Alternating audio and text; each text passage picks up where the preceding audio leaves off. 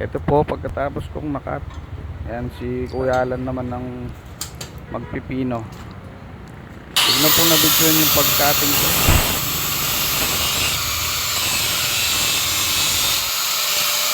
Sa paggawa po ng trigger, kayo pong pipili kung anong gusto nyong design. Yan po yung isa.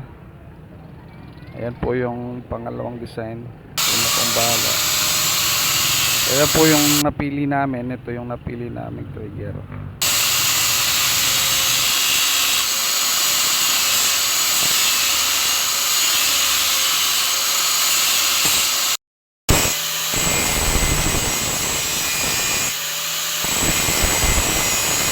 Ingat lang po kayo sa paggamit ng grinder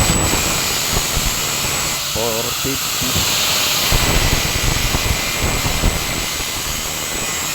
Ayan po, natapos na po siya. Dito po ilalagay yung kanyang trigger. Ito po yung mango ng crossbow natin. Ayan, dibaklas po siya.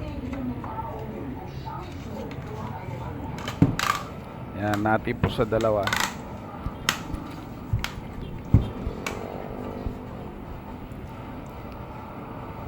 Ayan po, napakaganda.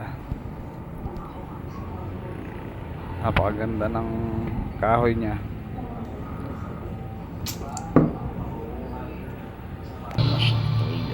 At ito po, nailagay na yung trigger. Ayan, napakaganda.